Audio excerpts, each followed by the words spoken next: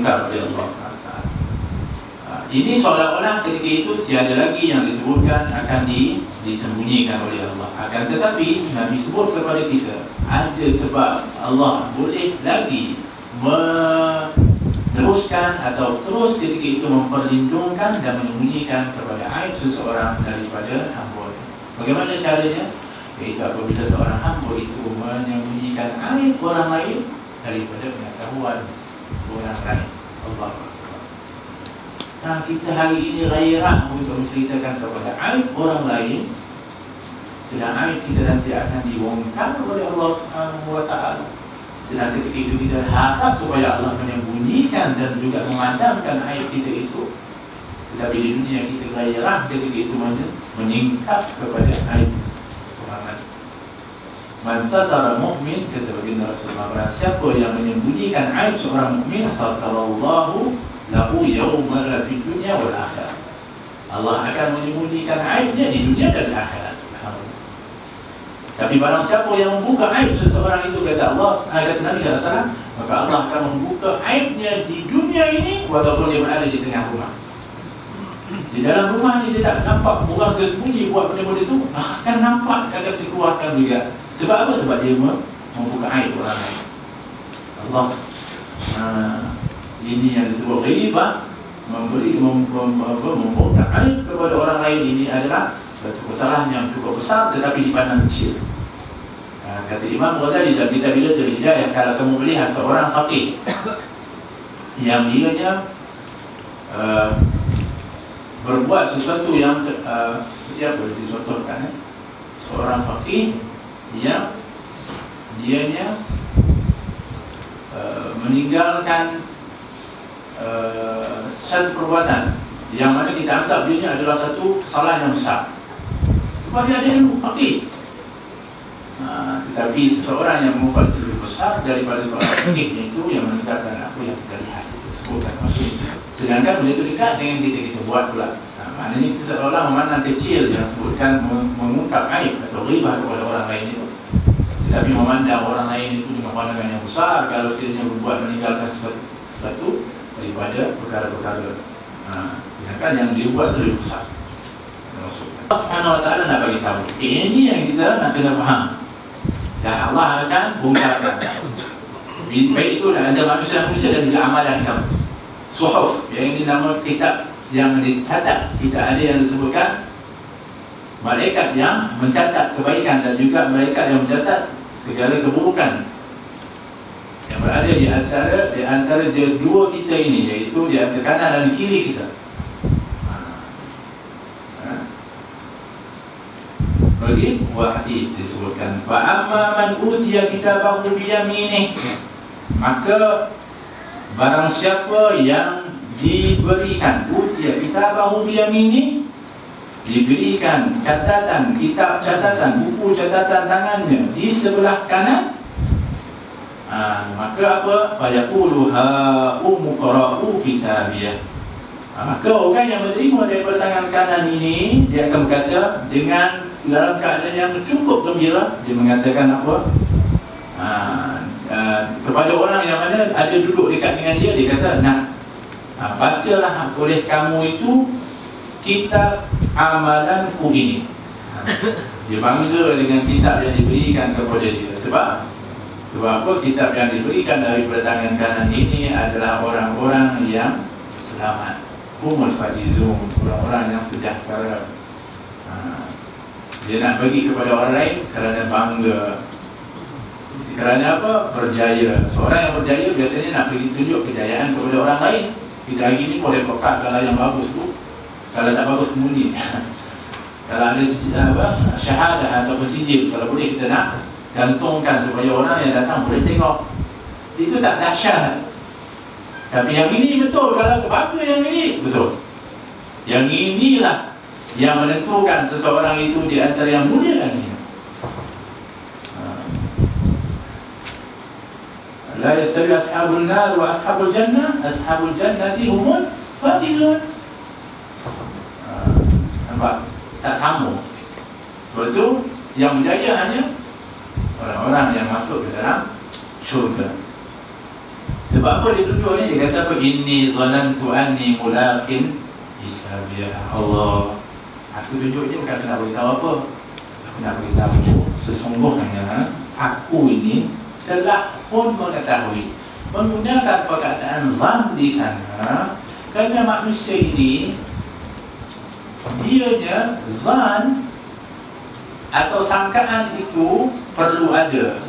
Kita ini kalau kita yakin, yakinlah, yakin itu perkataan, tetapi ada lagi maknanya sepenuhnya seseorang itu menjadi yakin yang disebutkan ilmul yakin ataupun ainul yakin ataupun kamalul yakin seperti baginda Rasulullah, itu hanya baginda Rasulullah SAW yang ada kepada kita zan. Tapi zan itu sudah memadai untuk kita itu mencapai kejayaan di dalam amalan kita. Seperti sebab itu kita zan itu adalah dianya lebih setelah yakin, sangkaan yang kuat. Maknanya dia percayalah Allah. Aku percaya, aku yakin. Kalau zan itu digunakan dengan yakin, sebab itu kita panggil husnul zan, sangkaan yang baik. Husnul zan kepada Allah, sangkaan yang baik kepada Allah. Sebab itu tak boleh sangkaan lagi, memang kita kena baik dengan Allah SWT, tapi gunakan seperti itu. Sebab manusia ini kadang-kadang dia pasang surut itu. Tapi ada pilihan apabila zan dia kuat. Maka zan ini diletakkan dengan makna yakin kepada manusia yang lemah ini. Nampak? Dia kata, inni zanantu, aku sudah yakin sebenarnya, anni mulaqin hisabiyah, bahawa aku akan menghadapi hitungan ataupun akan dihisab. Aku yakin pada hari kiamat atau hari yang telah ditetapkan. Maknanya bezanya, orang yang berjaya ini, dia punya syarat yang pertama sekali, dia tahu dan dipasti, dia yakin dia akan dihisab. Tapi ada orang yang berani untuk buat yang bukan-bukan kerana dia ragu lagi, dia ada syak. Syak. Syak ini tengah-tengah, tak begitu. Was-was, begitu juga. Iya juga ada. Nanti betul kita ini hidup balik. Nanti kita akan dihisab juga. Ceritanya dengar, tapi kalau kita tanya, mulut dia cakap dia tahu pasti, dia mesti kita hisab. Tapi yang melambangkan kepada dia itu adalah dengan amalan. Orang yang, sebab tu kita tengok para salafun salih, termasuk para sahabat sendiri, begitu juga para tabi'in, begitu juga salafun salih. Mereka itu semakin hebat ilmu, semakin hebat kedudukan makamnya, semakin banyak amal. Sebab semakin itu semakin tambah keyakinan dia. Semakin kenal kepada Allah, semakin yakin yang dia akan dihisab. Makin takut. Semakin ketika itu nak supaya dia dapat daripada catatan tangan kanannya. Yang itu. Jadi dah dapat tu, penatlah. Kalau dah semakin tambah, semakin penatlah. Ini hakikat dia. Semakin takut, semakin buat. Semakin takut, semakin buat. Semakin apa? Yakin, semakin tambah. Akhirnya dia, memang ini hakikatnya. Kalau kita dalam beramal ni, dia jadi penat. Penat ini maknanya fizikal. Tapi roh hanya ketika itu subur. Nah, tiba-tiba dia dapat pula dengan tangan kanan. Tengok, betul lah, aku yakin. Ketika itu bangga, ketika itu adalah berbaloi disebutkan. Muhammad ini mengatakan, maksudkan ada lepas yaumul qiyamah. Jelaslah dia akan dapat kehidupan yang diridai oleh Allah radhiyallahu anhu wa radu anhu. Mereka itu redha kepada mereka itu diridai oleh Allah, dan juga redha kepada Allah SWT. Ya Allah, Allah SWT dia bagaimana berkatakan, laikahum khairul bariyah jazaohum inda rabbihim jannatu adlin tajri min tahtiha al-anhar khalidina fiha abada. Tambah lagi, khalidina fiha, kekal di dalamnya, abadan pula, sepanjang masa. Khalidin itu kekal dah, abadan, menguatkan lagi. Yang tadinya orang kafir tadi ni belum ada khalidina fiha. Abada radhiyallahu anhum wa radu an. Allah kata, Allah redha kepada mereka dan mereka redha kepada Allah. Allah redha dulu kepada mereka. Allah. Sebab itu tugas kita redha kepada Allah Subhanahu wa taala. Maka Allah kata, aku redha kepada mereka dan mereka berredha kepada Allah. Ini sifat. Dan mereka mendapatkan kehidupan yang diridai. Tapi hakikatnya orang-orang yang tadi disebutkan yakin dengan hisab yang akan dihisab oleh Allah SWT, kehidupan dunia pun diredai oleh Allah. Itu yang kena faham. Hakikat nampak ketika itu dunia macam penat, macam susah, macam ketika itu dia dan kesungguhan untuk mendapatkan redha Allah SWT. Kita panggil apa? Mujahadah. Tapi ketika itu kehidupan diredai oleh Allah SWT.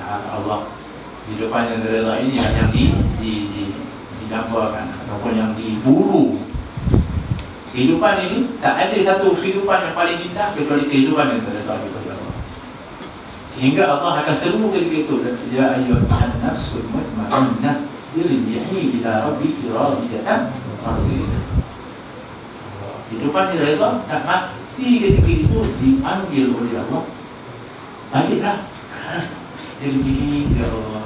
Allah panggil ketika itu radiyatan mardiyah. Kan diredai dan diredai oleh Allah. Fi jannatin 'aliyah. Mana ketika itu di dalam satu syurga yang cukup tinggi daripada kedudukan dan darjat. Orang seperti ini mereka akan duduk dalam syurga yang tinggi darjat. Syurga ini ada tingkatan. Sebab itu di antara hak yang disebutkan seseorang itu, apabila dihisab oleh Allah, dianya akan berada di dalam kedudukan berdasarkan kepada amalan. Berdasarkan kepada amalan. Jadi boleh tak dia dinaikkan ke tingkat yang lebih tinggi? Boleh. Macam mana dia boleh akan naik ke tingkat yang tinggi? Yang pertama sekali dengan syafaat. Syafaat yang pertama sekali dengan masuk juga dengan rahmat Allah. Dan Allah yang menetapkan di manakah kedudukan seorang itu. Tetapi disebutkan ianya juga berdasarkan kepada amalan. Sebab ini adalah keadilan Allah. Faham ya? Supaya kita kena faham. Sebab orang kata bukan amalan itu menentukan seseorang itu masuk juga. Betul. Sebab yang menentukan apa? Rahmat. Tapi amalan tadi adalah menentukan darjat. So, dah dapat rahmat Allah, tapi nak masuk kepada tingkat mana ni? Amal menentukan macam mana. Tapi amalan mana yang nak kita kena buat untuk dapat rahmat Allah tu? Tak tahu. Jadi kena cari. Kena cari maknanya tak bolehlah tinggal mana pun, kena buat semua supaya mungkin ini yang kena dapat saja dapat ya. Tapi dah masuk, yang menentukan darjat itu adalah amal. Kalau amalnya baik, lebih besar, tinggi, lebih tinggi. Tapi yang nak naikkan, boleh juga ketika itu dinaikkan. Di antaranya dengan syafaat baginda Rasulullah. Itu hak yang diberikan oleh Nabi. Sehingga Nabi SAW berani ketika itu apabila Allah memberi jaminan. Allah mengatakan, وَمَنْ يُطِعِ اللَّهَ وَرَسُولَهُ وَأُولَٰئِكَ مَعَ الَّذِينَ أَنْعَمَ اللَّهُ عَلَيْهِمْ مِنَ النَّبِيِّينَ وَالصِّدِّيقِينَ وَالشُّهَدَاءِ وَالصَّالِحِينَ وَحَسُنَ أُولَٰئِكَ رَفِيقًا. Siapa yang taat kepada Allah dan Rasul, maka mereka itu akan diberikan, mereka akan bersama dengan orang-orang yang diberikan nikmat oleh Allah daripada para nabi, para siddiqin, para syuhada dan orang-orang saleh. Jadi Nabi SAW ketika itu berani untuk memberi jaminan, mengatakan al-mar'u ma'a man ahab. Seseorang itu akan bersama dengan orang yang dia kasih. Nah, kasih dengan siapa kita? Itu soalan buat cinta. Dan cinta itu adalah anugerah yang diberikan oleh Allah di dalam jauh di dalam sudut hati kita, bukan dengan lisan. Dan ianya membawa kepada efek yang cukup besar kepada sang pencinta itu terhadap siapa yang dia cintai, sehingga melayakkan ketika itu dibandingkan dengan orang yang ataupun dengan yang dia cintai. Tapi ada juga orang yang diberikan kedudukan itu dengan sebab Nabi SAW kata seperti orang yang mana ianya membela kepada anak yatim ataupun orang yang membela kepada anak yatim. Ana wa kafilul yatim, kata Nabi SAW, kahataini fil jannah. Dalam riwayat lain, ana wa kafilul yatim fil jannah hakadha, kata Nabi. Tunjukkan dua jari, iaitu jari tunjuk dan tali tengah. Nabi buat begini agak jarak sedikit. Dia begini. Kalau Nabi buat begini pun tak apa ya Rasulullah.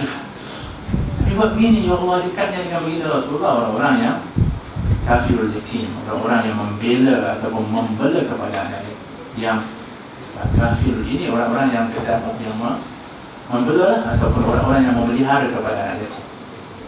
Itu besar kedudukan mereka itu. Tapi ingat, supaya kita faham juga. Oh, kita buatlah, kita ambil anak yatim, ataupun kita buka sedikit perusahaan yatim. Ketika Abu Dhar al-Ghifari minta ketika itu untuk nak menjadi berjawatan sebagai Nabi, kita tak diberikan oleh Nabi, kamu tak mampu. Jadi ada kemampuan. Hatta orang-orang yang nak memelihara yatim pun Nabi tentukan dia mampu tak mampu. Maknanya tak semua orang mampu. Walaupun kita seolah-olah ingin, sebab tu kadang-kadang kita tak mampu untuk buka atau membela anak yatim, tetapi kita mampu untuk nak membantu kepada anak yatim, itu insya-Allah termasuk dari golongan orang. Tapi orang lain uruskan. Jadi ini semua kita kena pandai. Jangan gopoh menyebabkan kadang-kadang asalnya nak mendapatkan ajaran yang besar, akhirnya menjadi balak. Memang ini harta yatim seperti makan api daripada neraka dalam perutnya, kata Allah SWT. Kalau sekiranya dia makan kepada anak harta yatim, tapi dia tak tahu mungkin, tak perasan mungkin, tapi dengan niat yang baik, tetapi amal ada caranya tak betul. Ada orang mampu, ada orang yang tak mampu. Diduga oleh Allah, contoh, mungkin ketika dia mampu dia bela atau melihara yatim, tapi ketika mana mungkin baik, dia punya perniagaan merosot, duit yang buat yatim itu lebih banyak daripada duit ini. Allah Alam juga siapa yang kuat. Ini yang disebutkan kekuatan seseorang itu diukur. Nah, dalam keadaan di syurga yang seperti dia ada, ketika mana dapat darjat yang tinggi. Ada yang juga yang layak untuk memberikan syafaat itu adalah ulama, syuhada. Begitu juga di antara manusia dengan manusia. Mampu. Lepas tu kekasih-kasihan antara kamu itu juga akan mendapatkan kasih sayang nanti di antara kamu nanti di yaumul qiyamah. Bahkan di sana juga orang-orang yang berkasihan ini akan menyebabkan seorang itu masuk syurga tanpa hisab. Tapi dengan catatan ceritanya kerana Allah. Kerana Allah. Pun kalau dimarah pun kerana Allah. Benci pun kerana Allah, bukan kerana bulan, wala azan, wala muka, wala panas, tidak. Jadi kita kumpul hari ini, insya-Allah saling kasih, cinta mencintai antara saudara kerana Allah. Kenapa kita datang ke sini? Itu bukan cerita pasal dunia, kita cerita pasal harta. Kita cerita kepada mengenal kepada Allah, mengenal kepada janji Allah SWT. InsyaAllah kita dulu adalah dengan cinta kepada Allah. InsyaAllah kita mendapat janji yang dijanjikan oleh Allah. Kutuh Mahadaniyah, dia punya pohon-pohon di dalam syurga itu, buah-buahan dia itu adalah daniyah, dekat. Okey. Sekarang ini kita kena faham, di dalam itu nikmat cukup banyak. Di antaranya pohon-pohon yang cukup rindang, ada buah-buah yang cukup lazat. Apa saja buah yang kat dunia ni pasti ada di akhirat. Cuma tinggalnya rasa itu beza. Bezanya apa? Bezanya terlalu sedap, tak ada yang dapat dirasakan dulu. Satu biji yang kita makan itu, kemudian kita makan biji yang kedua itu tidak akan sama dengan yang pertama. Lebih sedap dari pertama. Tak ada kekurangan sikit pun. Kalau kita hari ini paling sedap lah habis. Mana ada sedap lah. Kalau durian busang king itu habis mana ada lagi dah, habis lah dia kan. Tak, yang ni tak pernah habis sedapnya untuk yang menandingi kepada yang sebelum. Tak pernah. Macam mana kita nak tahu? Ada batas, memang ada batas sebab Allah tiada batasan dalam rahmat dan juga hebatannya. Dahsyatnya jika dunia ini kalau kita nak makan, ada makan, kita kena duduk dengan tertib. Kemudian kita dimakruh makan untuk bersandar makan. Apalagi baring. Tapi duduk syurga tidak. Orang-orang yang duduk dalam keadaan bersandar, pohon itu akan mendekat. Dia balik pun dekat. Dia buat makan sambil duduk, makan balik sambil duduk. Allah. Itu pohon sendiri datang mendekat kepada ahli syurga. Belum orang yang melayan dan sebagainya, itu belum lagi. Allah SWT digambarkan akan nikmat. Sebab hari ini orang-orang yang kita kata orang gambarkan kepada dululah, apalagi orang-orang Arab jahiliyah dulu, orang-orang yang dekat, mereka pergi berdagang, terbang Parsi, dia tengok raja-raja mereka itu makan sembaring anggur yang telah pun digolok nikmat. Diangan-angankan dengan keadaan, tapi kat syurga bukan orang yang mencelahkan pokok itu. Allah SWT. Buah-buahan yang mendekat kepada mereka. Kulu washrabu hani'an bima aslaftum fil ayyamil khaliyah.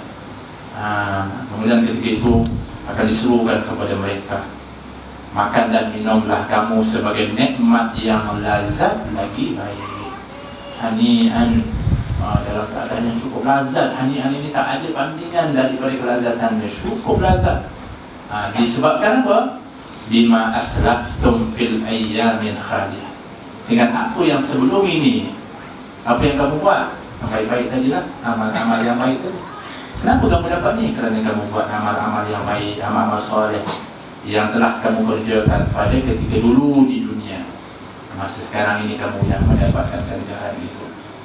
Fil ayyamin khaliyah, pada hari-hari yang dahulu, pada hari-hari yang telah lalu. Bila di dunia, bukan hari akhirat.